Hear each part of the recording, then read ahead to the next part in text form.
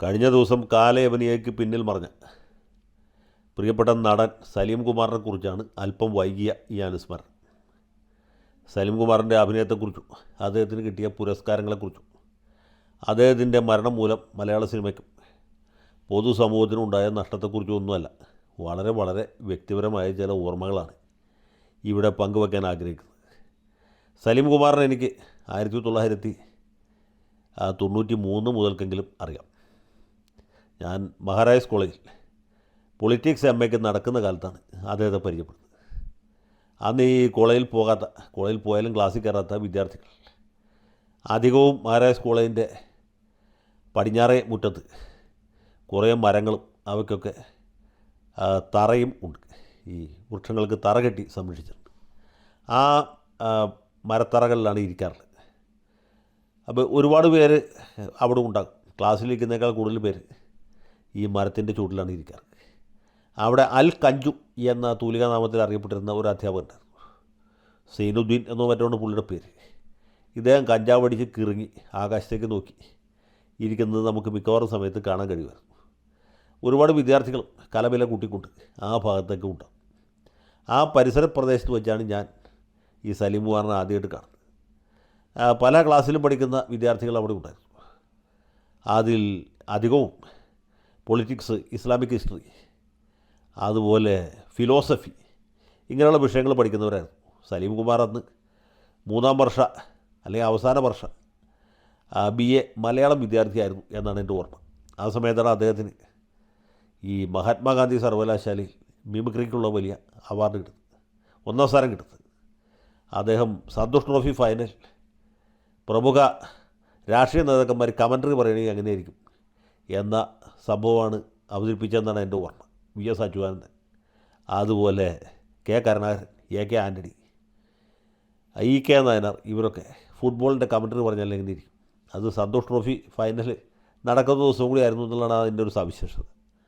അങ്ങനെ സലീം കുമാർ കോളേജിൽ വലിയ പ്രസിദ്ധനായി. ആ വർഷം മഹാരാജാസ് കോളേജ് മഹാത്മാഗാന്ധി സർവകലാശാല യൂത്ത് ഫെസ്റ്റിവലിൽ 1ാം സ്ഥാനം നേടി. പ്രിൻസിപ്പളായിരുന്ന ഭരതം മാഷിനെ വിദ്യാർത്ഥികൾ ഒരു കസേരയിൽ എടുത്ത് ഉയർത്തി രാജേന്ദ്ര മൈതാനത്തേക്ക് ട്രോഫി വാങ്ങാൻ കൊണ്ടുപോയി എന്നൊക്കെയാണ് ചരിത്രം. അപ്പോൾ അന്ന് മുതൽ എനിക്ക് സലീം കുമാറിനെ അറിയാം. എന്ന് മാത്രമല്ല, അവിടെ വിവിധ ക്ലാസ്സുകളിൽ പഠിക്കുന്ന കുട്ടികൾ, അതിൽ ഫിലോസഫിക്കാരുണ്ട്, ഇസ്ലാമിക് ഹിസ്റ്ററിക്കാരുണ്ട്, പൊളിറ്റിക്സുകാരുണ്ട്, മലയാളക്കാരുമുണ്ട്.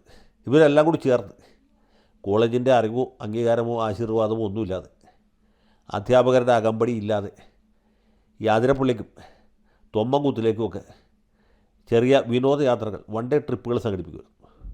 അതിപ്പോഴും ഉണ്ടാവും എന്ന് ഞാൻ വിചാരിക്കും. അങ്ങനെ 1-2 ട്രിപ്പുകൾക്കൊക്കെ പോകാനുള്ള ഒരു അവസരം എനിക്കുണ്ടായിട്ടുണ്ട്. അതിൽ ഒരു പ്രാവശ്യം നമ്മുടെ സുഹൃത്ത് സലീം കുമാർ ഉണ്ടായിരുന്നു.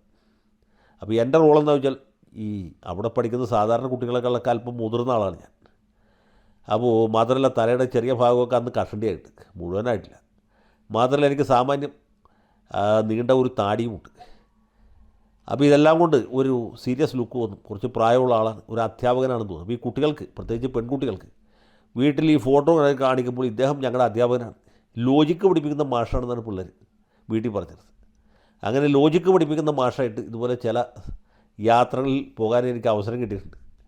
അതിൽ ഒരു യാത്രയിൽ പ്രിയപ്പെട്ട സലീം കുമാർ ഉണ്ടായിരുന്നു. അന്ന് അതിരപ്പള്ളിക്ക് പോയി എന്നാണ് എൻ്റെ ഓർമ്മ. അത് വളരെ സർവ്വസാധാരണമായ ഒരു യാത്രയായിരുന്നു. സലീം കുമാറായിട്ട് കുറച്ചുകൂടി അടുത്ത് പരിചയപ്പെടാൻ. അദ്ദേഹം പറവൂർക്കാരനാണ്. പറവൂരിനേക്കാളും ചിറ്റാട്ടുകരക്കാരനാണെന്ന് എനിക്ക് അന്ന് മനസ്സിലായത്. പലരും വിചാരിച്ചിരുന്നത് അന്ന് ഈ സലീം കുമാർ SFIക്കാരനാണെന്നാണ്. പക്ഷേ പുള്ളി അടിസ്ഥാനപരമായിട്ട് കോൺഗ്രസ്സുകാരനും SFI വിരോധിയുമാണ് എന്ന രഹസ്യവും എനിക്ക് അന്നാണ് മനസ്സിലായത്. അതിനൊന്നും പ്രത്യേകിച്ച് വലിയ പ്രസക്തിയൊന്നും ഉണ്ടായിട്ടല്ല, പറഞ്ഞു എന്ന് മാത്രമേ. കാരണം മഹാരാജാസ് കോളേജിൽ ഒരു KSUക്കാരനായിട്ട് ജീവിക്കാമെന്ന് പറഞ്ഞാൽ അത്ര സുഖകരമായിട്ടുള്ള കാര്യമല്ല.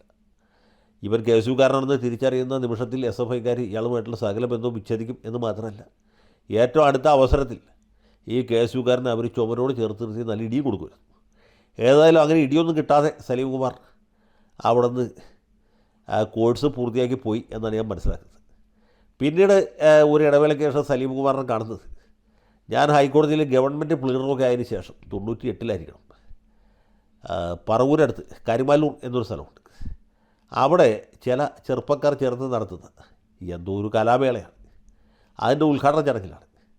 അപ്പോൾ ഈ ഉദ്ഘാടനത്തിന് അതിൻ്റെ പ്രധാന സംഘാടകൻ എന്ന് പറയുന്നത് UC കോളേജിൽ അന്ന് പഠിച്ചിരുന്നു ഒരു AISF-കാരൻ. AISF. ഈ AISF-കാരൻ എന്നെ അന്ന് ജില്ലാ പഞ്ചായത്ത് മെമ്പറായിരുന്ന സഖാവ് PA അയൂബ് ഖാനെയും വിളിക്കും. ഞങ്ങളുടെ ഒരു പ്രഭാഷകനാണ്. അപ്പോൾ ഇതിൻ്റെ ഉദ്ഘാടകൻ ആരാണ് എന്ന് ചോദിച്ചപ്പോൾ പുള്ളി പറഞ്ഞു ഉദ്ഘാടകൻ ഉണ്ട്. ആ നോട്ടീസ് കണ്ടപ്പോൾ ഞങ്ങൾ അന്തപ്പെട്ടു പോയി. നോട്ടീസിൽ ഉദ്ഘാടനം എന്നെഴുതിയിട്ട് സുപ്രസിദ്ധ സിനിമാ താരം എന്ന് സാമാന്യം വലിയ അക്ഷരത്തിൽ അടിച്ചിട്ടുണ്ട്. എന്നാൽ ഈ സിനിമാ താരത്തിൻ്റെ പേരില്ല. അപ്പോൾ ഞാൻ ഈ സംഘടന ചോദിച്ചു ആരാ പിള്ളേ ഇതിൻ്റെ ഉദ്ഘാടകൻ? അപ്പോൾ പുള്ളി ഉദ്ഘാടകനൊക്കെ വന്നോളും എന്ന് പറഞ്ഞു. ഏതായാലും പരിപാടി തുടങ്ങുന്ന സമയത്താണ് ആളെ പിടികിട്ടിയത്. നമ്മുടെ സുഹൃത്ത് സലീം കുമാറാണ് ഉദ്ഘാടകൻ. സലീം കുമാർ അന്ന് 2-3 സിനിമയിൽ അഭിനയിച്ചിട്ടുണ്ട്. സുപ്രസിദ്ധ സിനിമാ താരമൊന്നും ആയിട്ടില്ല. അത് കഴിഞ്ഞ് ഉദ്ഘാടനത്തിന് വിളിച്ചപ്പോൾ സലീം കുമാർ ഈ നോട്ടീസ് എടുത്ത് കൈ പിടിച്ചിട്ട് മൈക്കിൻ്റെ മുമ്പിൽ നിന്ന് പൊട്ടിച്ചിരിച്ചു. പുള്ളി പറഞ്ഞു എൻ്റെ ജീവിതത്തിൽ ഇത്ര വലിയൊരു തമാശ ഞാൻ ഇതിനു മുമ്പ് ഒരിക്കലും കണ്ടിട്ടില്ല. ഇവിടെ ഈ പ്രസംഗം കേൾക്കാൻ വന്നിരിക്കുന്ന ആളുകൾ സുപ്രസിദ്ധ സിനിമാ താരം എന്ന് കണ്ടിട്ട് വന്നവരാണ്. അവർ പ്രതീക്ഷിച്ചത് മമ്മൂട്ടിയാണ്, അല്ലെങ്കിൽ മോഹൻലാലിനെയാണ്, അതുമല്ലെങ്കിൽ ജയറാമിനോ സുരേഷ് ഗോപിയോ ആണ്. ഈ സുപ്രസിദ്ധ സിനിമാ താരം സലീം കുമാറാണ് എന്ന് ഇവരാരും പ്രതീക്ഷിച്ചിട്ടില്ല. ഏതായാലും ഇതിൻ്റെ സംഘാടകൻ ഒരു രസികനാണ്, തമാശക്കാരനാണ്. ഇതുപോലെയുള്ള തമാശക്കാരാണ് ഈ രാജ്യത്തിന് ആവശ്യം എന്നൊക്കെ പറഞ്ഞ് പുള്ളി ഭയങ്കരമായ പ്രസംഗം നടത്തി. ആളുകളൊക്കെ അത് കെട്ടി ചിരിച്ച് ഒരു വഴിക്കായി എന്നുള്ളതാണ് എൻ്റെ ഓർമ്മ. അതിനുശേഷം പിന്നീട് സലീം കുമാറിനെ കാണുന്നത് ഏതാനും വർഷങ്ങൾക്ക് ശേഷം 2007-ലോ 2008-ലോ ഒക്കെ ആയിരിക്കും. 2008-ലോ 2009-ലോ ആകാൻ സാധ്യതയുണ്ട്. മാതൃഭൂമി ഓണപ്പതിപ്പിന് വേണ്ടിയിട്ട് ഒരു ചർച്ച മലയാളത്തിലെ ഹാസ്യത്തെക്കുറിച്ചാണ്. ഹാസ്യ സാഹിത്യം, ഹാസ്യ സിനിമ മുതലായ കാര്യങ്ങൾ, ഹാസ്യ പരിപാടികൾ. SMS-ൽ പുനർജനിക്കുന്ന കുഞ്ചൻ നമ്പ്യാർ എന്ന് പറയുന്നതിൻ്റെ ടൈറ്റിൽ തന്നെയാണ്. ഇതിൻ്റെ റെക്കോർഡിങ് നടന്നത് എറണാകുളത്ത് YMCA-യിൽ വെച്ചിട്ടാണ്. അപ്പോൾ ചെമ്മനം ചാക്കോ സാറുണ്ട്, പ്രമുഖ കവി. പിന്നെ അന്ന് വാരാന്ത്യം ഇന്ത്യ വിഷനിൽ അവതരിപ്പിക്കുന്നത് ഞാനുണ്ട്. അതിനകം തന്നെ മലയാള സിനിമയിൽ സാമാന്യം പ്രസിദ്ധനായി കഴിഞ്ഞിരുന്ന സലീം കുമാറുണ്ട്. പിന്നെ തിരക്കഥാകൃത്ത് ബെന്നി P. നായരമ്പലമുണ്ട്. പിന്നെയും ആരോ 1-2 പേർ കൂടി ഉണ്ട്. അതാണ് ഞാനിപ്പോൾ ഓർക്കുന്നില്ല. ഏതായാലും ചർച്ചയൊക്കെ വളരെ ഗംഭീരമായി. ആ സമയത്ത് ഞാൻ ഈ സത്യൻ അന്തിക്കാടിൻ്റെ സിനിമയെക്കുറിച്ചും അതിലുള്ള ഒരു നിർദോഷമായ ഹാസ്യത്തെക്കുറിച്ചൊക്കെ പറഞ്ഞു ഓർക്കും. വരവേൽപ്പിനെക്കുറിച്ച് അതുപോലെ സന്ദേശത്തെക്കുറിച്ചൊക്കെ പറഞ്ഞപ്പോൾ അതിന് വിപരീതമായ ഒരു അഭിപ്രായമാണ് സലീം കുമാർ പറഞ്ഞത്. ഞാനിപ്പോഴും ഓർക്കുന്നുണ്ട്. ആ ചർച്ചയിൽ ഞാനിപ്പോൾ ഓർക്കുന്ന ഒരേ ഒരു കാര്യം അത് മാത്രമേ. സലീം കുമാർ പറഞ്ഞ് ഒരേ റൂട്ടിൽ ഓടുന്ന പ്രൈവറ്റ് ബസ് പോലെയാണ് സത്യൻ അന്തിക്കാടിൻ്റെ സിനിമ. അത് എവിടെ നിന്ന് ആരംഭിക്കും, ഏതൊക്കെ സ്റ്റോപ്പിൽ നിർത്തും, എത്ര ആളെ കയറ്റും, എത്ര ആളെ ഇറക്കും, എവിടെ ചെന്ന് സർവീസ് അവസാനിപ്പിക്കും എന്ന് നമുക്ക് നേരത്തെ കൂട്ടി കണക്കാക്കാം എന്ന് പറഞ്ഞായിട്ട് ഇപ്പോഴും ഓർക്കും. സത്യൻ അന്തിക്കാട് സലീം കുമാറിനെ തീരെ പരിഗണിക്കാത്തതുകൊണ്ടാണ് എന്ന് ഞാൻ വിചാരിക്കും. എന്തോ ആട്ടെ. അത് കഴിഞ്ഞ് പിന്നെ സലീം കുമാറിനെ നേരിട്ട് കണ്ടിട്ടില്ല എന്നാണ് എൻ്റെ ഓർമ്മ. പിന്നീട് ഒരിക്കൽ സലീം കുമാർ എന്നെ വിളിക്കാനൊരു സാഹചര്യമുണ്ട്. അതെങ്ങനെ വെച്ചാൽ ഞാൻ ഈ വാരാന്ത്യം നടത്തുന്ന കാര്യം പറഞ്ഞല്ലോ. ഈ മാതൃഭൂമി ഓണപ്പതിപ്പിൻ്റെ ചർച്ച കഴിഞ്ഞ് ഒരു കൊല്ലത്തിനകത്ത് സലീം കുമാർ എവിടെ ഒരു സ്ഥലത്ത് കുറച്ച് സ്ഥലം മേടിച്ച് കൃഷി ചെയ്യുന്നതായിട്ട് ഏതോ ഒരു പത്രത്തിൻ്റെ ഞായറാഴ്ച പതിപ്പിൽ വന്നു. മാധ്യമത്തിലാണോ ദീപികയിലാണോ എന്ന് ഓർക്കല്ല, രണ്ടാലൊന്നിലാണ്. അത് കണ്ടപ്പോൾ ഞാൻ വാരാന്ത്യത്തിൽ ഇതുപോലുള്ള കാര്യങ്ങളാണല്ലോ നമ്മൾ സാധാരണ പരിഗണിക്കുന്നത്. അപ്പോൾ അത് ഞാൻ വാരാന്ത്യത്തിൽ വെച്ച് അലക്കി. ഞാൻ പറഞ്ഞെങ്ങനെയാണ്, പ്രമുഖ സിനിമാ നടൻ സലീം കുമാർ സിനിമാഭിനയത്തോടൊപ്പം തന്നെ കൃഷിയും ആരംഭിച്ചിരിക്കുകയാണ്. പുള്ളി ഇന്ന സ്ഥലത്ത് 4 ഏക്കർ സ്ഥലം വാങ്ങിച്ച് വെണ്ട, വഴുതന, മത്ത, കുമ്പളം മുതലായ സാധനങ്ങൾ കൃഷി ചെയ്യാൻ തുടങ്ങിയിരിക്കുന്നു. അതിൻ്റെ സചിത്ര ലേഖനം ഇന്ന പത്രത്തിൻ്റെ ഞായറാഴ്ച പതിപ്പിൽ വന്നിട്ടുണ്ട്. എന്നിട്ട് ഞാൻ ഇങ്ങോട്ട് പറഞ്ഞു, ഇദ്ദേഹം സിനിമാഭിനയം നിർത്തി മുഴുവൻ സമയം കൃഷിക്ക് വേണ്ടി ഉപയോഗിക്കുകയാണെങ്കിൽ നമ്മുടെ നാട്ടിലെ കാർഷികോൽപാദനവും വർദ്ധിക്കും, പിന്നെ മലയാള സിനിമയും രക്ഷപ്പെടും. ഇത് സാധാരണഗതിയിൽ ഒരു നിർദോഷഫലിതമായിട്ട് തള്ളിക്കളയേണ്ടതുള്ളൂ. സലീം കുമാർ തന്നെ എന്തോരം ആളുകളെ പരിഹസിക്കുന്നു, എന്തൊക്കെ തമാശകൾ സിനിമയിൽ അവതരിപ്പിക്കുന്നു. അതുപോലെ ഇത് എൻ്റെ ഒരു ആവിഷ്കാര സ്വാതന്ത്ര്യമായിട്ട് അദ്ദേഹത്തിന് എടുക്കേണ്ടതേ ഉണ്ടായിരുന്നുള്ളൂ. പക്ഷേ നമ്മുടെ നാട്ടിൽ ഈ കലാകാരന്മാർ പൊതുവിലും സിനിമാറന്മാർ പ്രത്യേകിച്ചും വളരെ തൊട്ടാവാടികളാണ്. സലീം കുമാറും ഈ സാമാന്യ നിയമത്തിന് ഒരു അപവാദം വരുന്നില്ല.